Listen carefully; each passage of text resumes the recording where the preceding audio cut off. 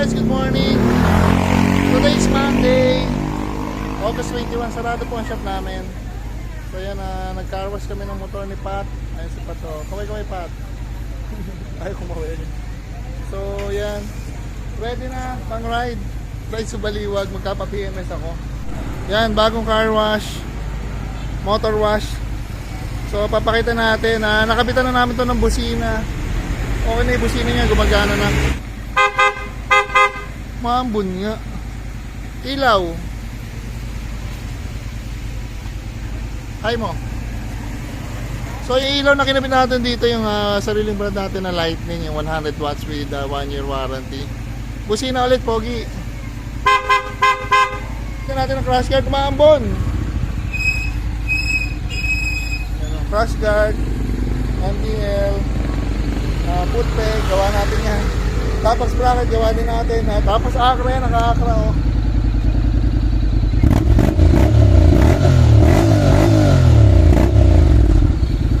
Sarado kami sir. Kasi nga tambucho. Shoutout kay Boy P, kay Boy First Time. Sir Boy P, galing sa kanya to ha. Binili natin, napaka-friendly ng price.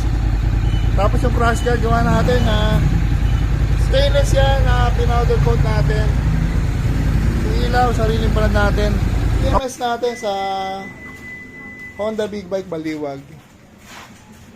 Ayan. Ano pa bang kulang nito? Kulang naman nito mga RFID. Wala pa siya. Hindi ko pa ito nailalabas ng Bulacan. So ngayon pa lang, Baliwag lang. Hindi pa rin nakalabas. Nadadala ko lang ito, Malolos Plaridel. Pulilan na, nadala ko na rin Pulilan. So ganun pa lang kalalayo na puntahan natin. So ayan, papa-PMS tayo, PMS sa yun nga, sa Baliwag. Hello mga guys, good morning. Nandito tayo ngayon sa Honda Big Bike Baliwag. Ayan o. So, magpapa-PMS tayo ng ating motor. Pakita natin. Ayan, papa-PMS tayo. Dito mo tayo sa mga scooter. So, available sa kanila, Honda PCX na white. Price sa kanila is 131,900. So kung mag-installment kayo, 13,400 down payment. Sa 12 months, 14,016 pesos. Ayan, tingnan nyo na lang. Hirap ang pambasahin. Ayan, Honda PCX na white. Palagi ko may mga available din na iba. Tapos ito yung mga Honda Click. Ang Honda Click pala is 83,900. Yung tumay, baka makadisgrasya ako eh. Tapos yung size 81,400. I don't know what's the difference of this motorcycle. Palagay ko sa ano lang, sa kulay. Wala nakalagay eh. Special edition pala to. So yung isa is standard. Standard is 81,400. And special edition is 83,900. Ayun o. Tapos itong pogi din ito oh. Winner X Racing. Ang price niya is 131,900. So tingnan nyo na lang. Down payment 13,400. So ilang cc to? 150. Itong counterpart ng mga sniper saka ng mga raider. Tapos nakakita ko may remote. So ano na siya, keyless na siya. So ayan, maganda rin. Naka monoshock, naka mags, naka disc brake, front and rear. Tapos ABS, hindi ko lang talaga. Ayun, water cooled na rin. So yan. Likod yata hindi siya ABS. Oh, hindi. Tapos ito, meron palang X-Racing at meron standard. Ito yung standard. Ayan. Ang pagkakaiba. Ang alam ko pagkakaiba niya mga ABS, may mga added features yung X-Racing. Saka yung color niya, mas sporty yung dating niya siya, mas sport. Anong model to? Marami palang klase to, may premium din. Paano iba itsura? Kulay lang pala na iba. So yung premium is 129,900. Ito ang pinakamura, 123 standard. So available in red and black color. So yan. Ani, Ayun. Tapos ito mga favorite natin motor na mga first motorcycle natin puro off-road. XRM, hindi pa ako nagkaroon yan. Price check na rin natin. Yung date nga pala ng vlog natin is ano ito. So alam niyo yung price. As of now, October 21, 2024. Ito yung mga price dito sa Honda Baliwag. So XRM 125DS Extreme, the price is 75,400. Ito yung tsura niya. Alam ko mga FI na to eh. So mga FI na yan, tama nga siguro. Ito mas mababa. DS Extreme. Bakit mababa to? Parehas lang naman. Parehas na pala presyo. Hindi, magkaiba nga. Magkaiba sila ng 500 oh. 74,900. 74,400. Difference sa 500 pesos. Hindi natin alam pagkakaiba. Ito cute nito. Sarap paglaruan. Nagkaroon na ako before ng 125 pala to. Before nagkaroon ako ng ito price niya CRF 125FB. Pwede mo mag-Facebook. FBP 189. Masyado siyang pricey para sa laruan. Air-cooled lang siya, 125cc, disc brake sa harap, rear brake sa rear drum brake sa likod. Rear na sa likod pa. Rear drum brake. Ito pogi talaga. Ito panalo mga LEDs. Pag yumaman ako, isa to sa bibilin ko. Pag alala ko paglagyan ng pera ko. Yung 450 nito, ito 250. Napakagwapo oh. Tapos lakas-lakas ng motor, takot naman patulinin. So yan, ang model niya ay CRF 250 RX. Cash price na nakakalula, 469. Parang kapresyo ng AK para sa isang laruan. Wala siyang papel. Kasi ito mga production bike to. Wala siyang ilaw, walang signal light, walang headlight, side mirrors. Pero naka-race ready na to. Tapos yung nakita nyo yung frame niya is aluminum. So lightweight yan, yung swing arm aluminum. Pati yata sprocket Tapos yung gulong niya napaka-nabi talaga. So yan 250. Tapos ito pa isang sa pang-crush natin ng motor ang pogi ng harap CRF Honda CRF 300L. Ito pa ang down payment niya 135, 14 months. 12 months is 14,000. Parang kaya Ito talaga gusto ko talaga to kasi off-road na may papel. So pwede mo siya magamit on and off-road tapos may papel nga siya. Tingnan nga natin yung likod. Yan o. Nung nag-buying sila ko last, makabili ko 150 lang. So pag pinalitan nyo ng gulong niya na ganito, pogi na yan. So lipat tayo sa ibang mga motor dito. Ito, Winner X pa rin. Yan.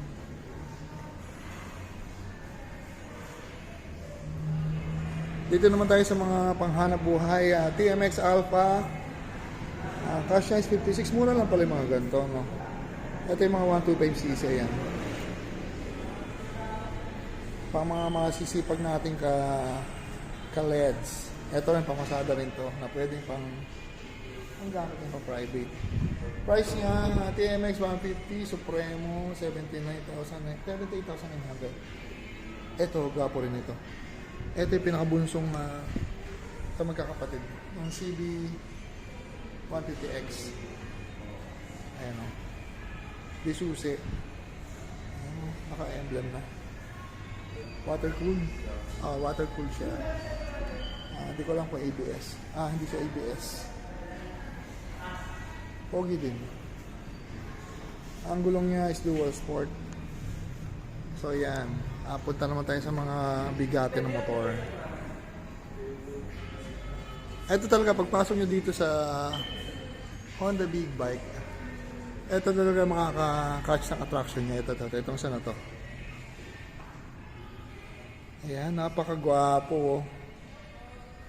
Mas gusto ko to kasi yung mga newer model na maliit yung gulong. Ito malaki gulong ito sa harap Honda Africa Twin. Ito yan pala. Honda Africa Twin Adventure Sport. 1,100cc. No? Tapos alam ko marami na siyang riding mode. Naka dual sport ang gulong. Twin cylinder. Napakataas oh. Ang pogi oh. Ang gulong, ang lapad. Hindi ako makatawid eh. Tatakot na magtatawid sa may mga pagitan mo, baka makadisgasya mo. Minsan pakaramdam ko, hari akong sablay, makakadisgasya ako minsan.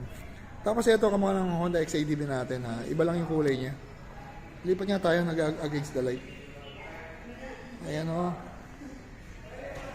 Nung first time ko nagpunta rito, sabi ko sa asawa, tara tingin tayo motor, titingin lang. So, ang pakay ko talaga, tingin ko itong Honda XADV na to. Nagpunta ako rito, ang model na display nila is 2023 na gantong color. So, ang gusto ko talaga before is white na 2024. Hindi ko alam na yung white pala is 2023 model lang. So, yan o. Ang difference sa motor ko sa kanila, yung sa akin glossy, tapos may mga decals. Tapos ang hindi ko lang gusto doon, black yung front shock. So lahat ng model nito gold eh. Yung sa akin black talaga. Talagang ganun yata yun. Yan o, kita nyo na mga LEDs ha. Pero magpaalam lang kayo, papayagan kayo. Mamaya makikiupo tayo rito kasi alam nyo ba lahat na inupo akong motor. Nagkaroon ako, sana magkaroon din ako dito. Nakikilig pa.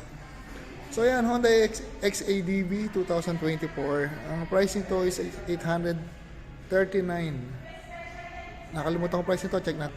So nandito pala yung price nito, Honda Africa Twin. 1,170,000. Konti na lang ang problema ko, pera na lang kulang, kayang-kaya na to. Tapos na next natin, alam mo 500X to eh. 500F. CB500F. Para siyang ano eh, sa unang tingin mapapagkamalan mo ano eh, CB650R. Hawig sila talaga.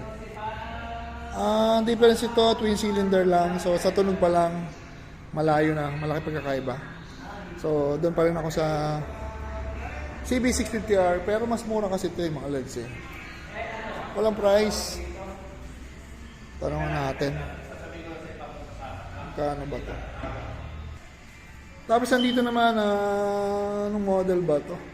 Ito nakaka-confuse na yung model na to kasi magkakahawig na sila. So, palagi ko 500 din to. 500cc. Mamaya tanongin natin. Ano ba itong model na to? Ito yun, the all new Honda CL. Ilang cc ba siya? Hindi natin alam eh. Ayan, parang 500. Ito CBR 300, ano lang siya, 89. CBR 500X 500R. Ito Rebel to.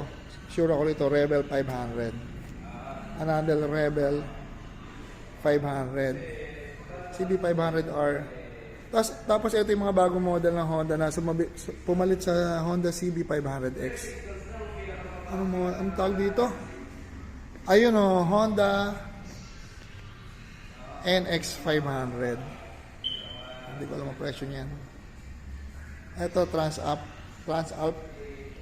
Ganda rin ito ha. Sabi ng mga customer ko na kaganto, lightweight, magaan. So, maganda siya, malaki gulong niya ha. Ito yung bagong Africa Twin. Maliit na yung gulong sa harap. Parang bumaba yung harap tingnan. Mas gusto ko pa rin yung malaki. So, ayan. Ayan.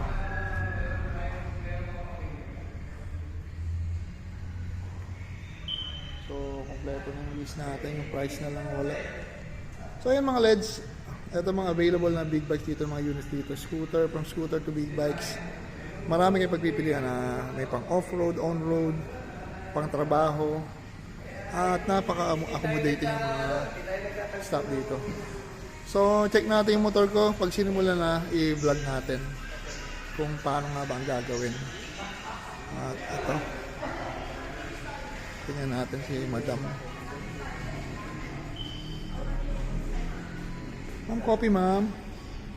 Coffee. Pandesal. You don't like?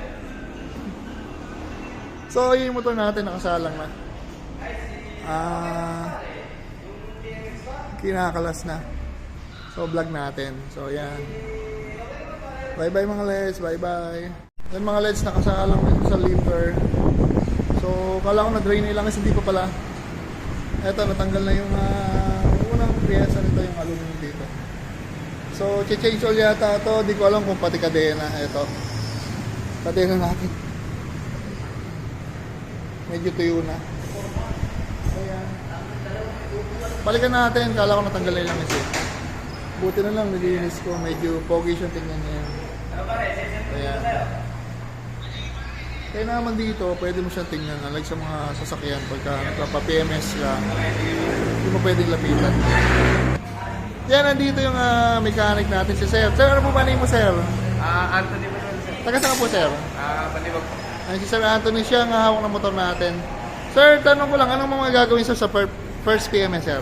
Yun po, PMS po yan, change oil, and check nung mga bolt, nuts, chain slap. Change ano, Sir? Chain slap po, sa kadena. Yung mga preno, coolant, yan, sinecheck po natin lahat yan. Marami pala kala ko, Sir, change oil lang. Sa PMS po, yun po yung ginagawa. Okay, Sir. Sinecheck yung bolts and nut, and chain slap, coolant. Change lock? Chain slack po, slack. Yung lalo ng kadena. Mali pala yun. Siyempre, yung tire pressure. Yung ano sir, coolant, change oil dyan, ang pinakamalaga, change oil. Oo nga, Sir. So, mga gano'ng katagal, Sir, inaabot ng Sir? Siguro sir, kasi palalamigin pa natin, mga after 20 minutes, saan natin na, para medyo nag-cool down na siya. Tapos, Oo, baka Sir.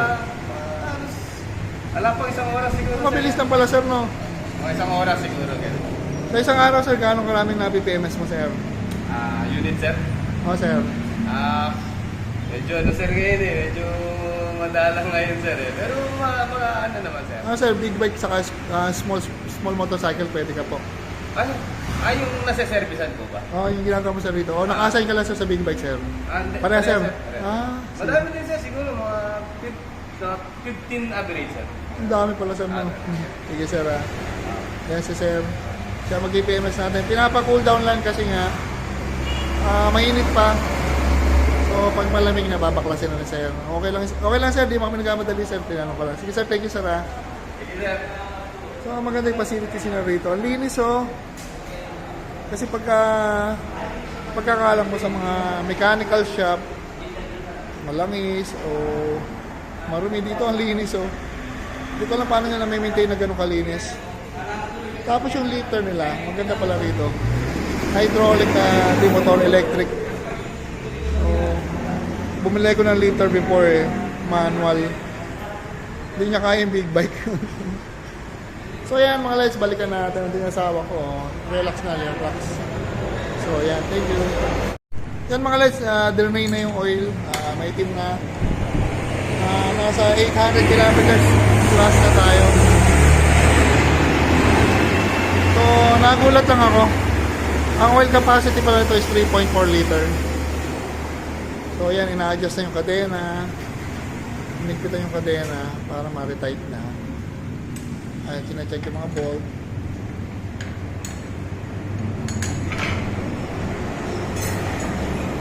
So alamin natin para sunod marunong tayo mag-check ng motor natin.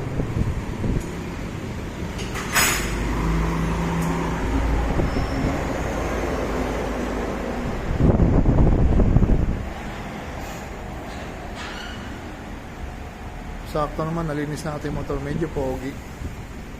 Bibidyo nga pala natin to eh. So sakto, nalinis natin. Ayan. Tapos yung top up lang yung coolant, bumili tayo ng coolant. Diluted na to, Zik brand. Ayan. So mura lang, 200 pesos lang yan.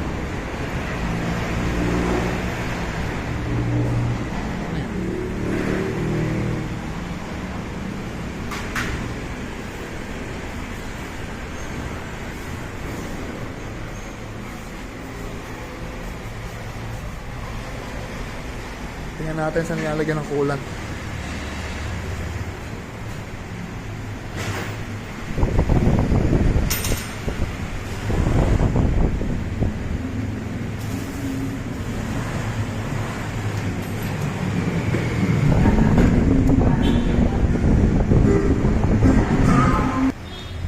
So ayan, nandito yung ano yung reservoir niya nasa loob. Ayan o.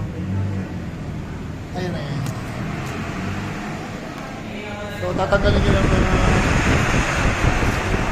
pairings yung sa loob, yung sa inner pairings sa side. Ayun na yung palakitan niya. So top up lang, sasalinan lang. Marami pa kulang sir. Lower siya. Sa lower level na. So dagdag lang. Ayun o, ganun pala ang technique. Gagamit lang kayo ng ano, garden hose. Dapat kasi may budol, wala yung budol. Ano, wala rin yung budo lang pala. Sira. Mahirap yan sir. Oo, sir eh, na sira.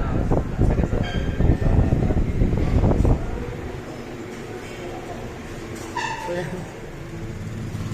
Sikit kasi rin. Bakit konti lang naman.